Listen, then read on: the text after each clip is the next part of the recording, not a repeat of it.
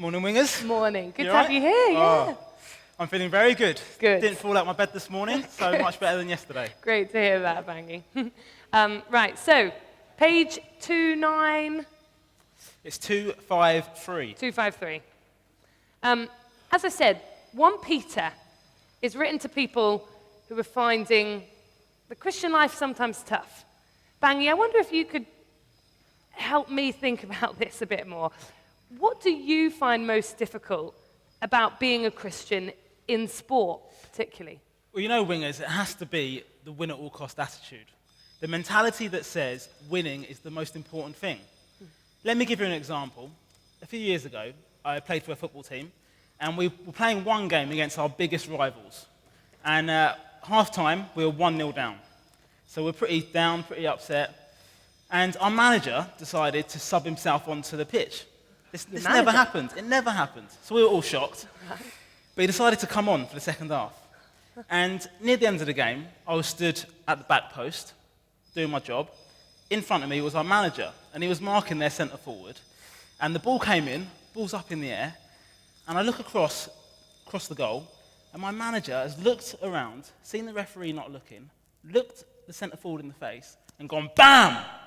Headbutted him straight between the eyes. Floored him, and just jogged out the area as if nothing happened. I was shocked. I couldn't believe it. After the game, he got all the players together, and he said, guys, that wasn't good enough. You know what? Sometimes you have to do everything it takes to win, even if it means injuring an opponent. Being a Christian in sport can be tough sometimes, can't it? And that's an extreme example. I know it's not always like that. But I think we all, me and you know it, that we have a mentality that says winning is so important. And, you know, I can point the finger at my manager, but I'm the same, aren't I? I'm sure you can relate to that as well. Yeah. You know, I went go-karting a few weeks ago, and you sit down at the start. Go-karting? Well, of course it is. Of course it is. I love it. Go-karting's amazing. And I sat down, the briefing, they said, there's a few rules. One of the rules is no bumping. And you know what you're like, okay. So you get onto the track, and first few laps, I'm doing all right, but near the end of the race, I'm losing, and I'm thinking, I can't have this. So, guess what I do? Smash every corner, bumping people out the way. Why? Because I just want to win. I just really, really badly want to win. And as sports people, sometimes, you know, it's good to want to win, but sometimes that win at all cost attitude takes over, and you do things that perhaps you shouldn't. Sure. And it's tough, isn't it? It is. Well, look, these guys have got their Bibles. I've got my Bible here. Bang, is there anything in 1 Peter that can help us with this win at all costs attitude? There certainly is, and the Bible is very helpful, isn't it? And you know what? It's really helpful for Christians, but I think this is really relevant for people that don't believe in Jesus as well. Because we all can relate to that feeling of, you know, we so badly want to win, but sometimes it drives us to do things we shouldn't. And both Christians and people that don't believe in Jesus can relate to that, can't they? So it's so important that we have in mind what Peter has to say here. Right. And so what we saw yesterday was that because of God's mercy, we have been changed to play. That means that Jesus has saved us in the past, he will save us in the future, and right now he's changing us to live differently and play our sport in a way that honors God. And so what we're going to see here is Peter get really practical and tell us how it is we can actually live and play our sport in a way that honors God. Great. Where are we going then? Well, wingers, why don't you read 1 Peter 1, verse 13. 1 Peter 1, verse 13. All right? My version's a little bit different, actually. Have right. that. Therefore, with minds that are alert and fully sober, set your hope on the grace to be brought to you when Jesus Christ is revealed at his coming. Yeah. You know what? I play football, and I really find it hard to concentrate for 90 minutes. I really find it hard. And my old manager used to stand on the sideline, and he'd shout out, "Switch on, Bangi, switch on!" And the reason why he did that was because I found it really hard to focus. My mind had gone. And you see, in this verse, that's exactly what Peter's getting at, isn't it? That our minds are so, so important. What we think about, what we concentrate on, what we focus on is so, so important. And what he's saying is, wingers, switch on. When you're playing sport, in life, switch on. Now, wingers, do you know who Lance Armstrong is? Yes. Yeah? Yes. Lance Armstrong is the road cyclist. Yeah. He's won many Tour de France titles, right? Many. Yeah. But after his very first title, his mum went up to his agent and said, how do I make Lance less selfish? All he cares about is winning and himself. To which the agent replied, I'm afraid you can't do anything. Lance has trained his mind to focus on winning. That's it. And you see, wingers, the mind is so powerful, isn't it? What you think about affects your actions. Right, so if you yeah. think that winning is all that matters, then you're going to behave like winning is all that matters. And you know what? Lance Armstrong, he focused on winning, and guess what happened? In 2012, he got done for blood doping. And basically what he was trying to do was get one over the opponents, get an advantage by cheating. Yeah. Because winning was all that he focused on. But you see, Peter here, he's saying, lift your eyes. Don't focus just on winning. Don't do that. Focus on something different. Focus on what's really, really important. Okay. And aren't we, we're the same, aren't we? Yeah. We care about winning so much. You know, when you play hockey, when I play football, I go out onto the pitch, and all I care about is myself. All I care about is, what does my coach think of me? What does my teammates think of me? Am I winning? Am I losing? Am I playing well?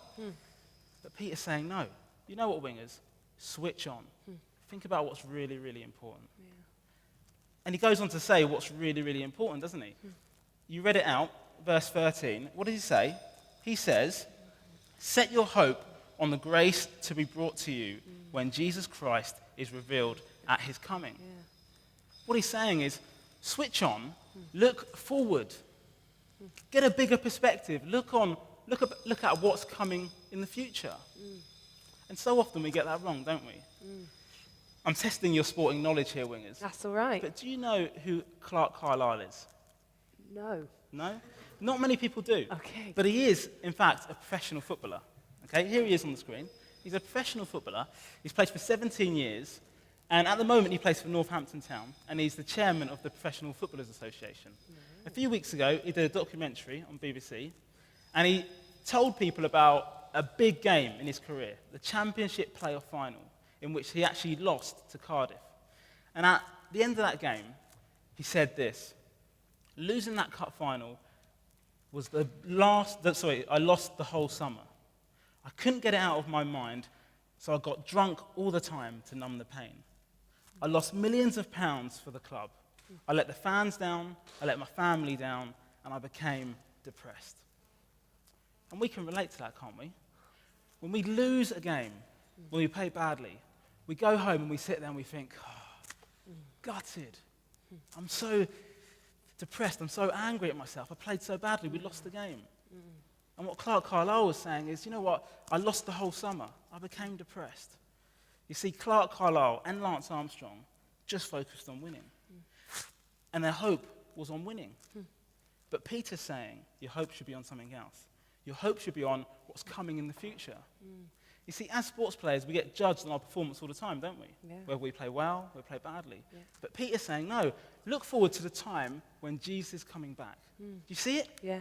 Look at the time when Jesus is coming back and his grace is going to be brought to us. What that means is when Jesus comes again, if you're a follower of Jesus, if you trust in him, you're going to be loved and accepted by him no matter what you've done. You could have really screwed it up, really bad. But when Jesus comes again, he's going to say, you know what? I love you no matter what. I accept you no matter what you've done. And that is what really matters. Right. So when you're in the heat of the moment, switch on, look forward. Look forward to that time when Jesus isn't going to judge you for who you are or what you've done. He's going to say, you know what? If you trust in me, you're accepted. Right. You're loved by me. Come here. Bangi, is that it then? Is it just looking forward? Is it just looking forward to that day that his grace is revealed that's going to change me now?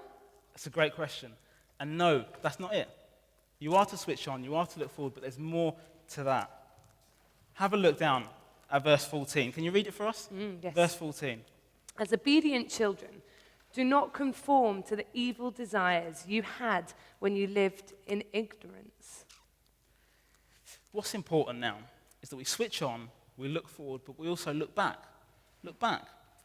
You see, I'm a footballer, as I say, and I used to play for a club where the manager told me, I played left back, and he told me every time you get the ball, look up and play a long ball down the line into the corner so that our strikers could run onto it. So every time I got the ball, get it, look up, ping it down the line into the corner. Every time. Bang, bang, bang. But then I changed clubs a few months later, got to the new club, I was doing exactly the same, what my old coach told me. Down the line, down the line, down the line. And the new coach came to me and said, what on earth are you doing? Don't do that. Do not do that. Here, we get the ball down, we play it short, we keep it simple, play it to a man. What are you doing? I said, that's all I've ever been taught. Do the same thing, do the same thing. And he said, not here. From now on, you play for me, you do what I say. And isn't that what Jesus is saying? So isn't that what Peter's saying here? Look back. You know what? When you look back at the time when you didn't know Jesus, if you're like me, you did some pretty bad stuff, pretty evil stuff. And he says, look back. Remember, that's your old way of life. You've been saved. You've been saved by Jesus from your old way of life. You will be saved in the future. And right now, in the heat of the moment, live differently. Live differently. Why? Because you've been saved. You're no longer your old self. You no longer need to conform to your old desires. Don't do it. But now, you're a new person. You're now a child of God, aren't you? Isn't that what it says? Obedient children? You're a child of God. Don't conform to the way you used to live before. But right now, show your obedience by living differently. Live differently as God intends you to do, and play your sport in a changed way. Play it in a way that honors him.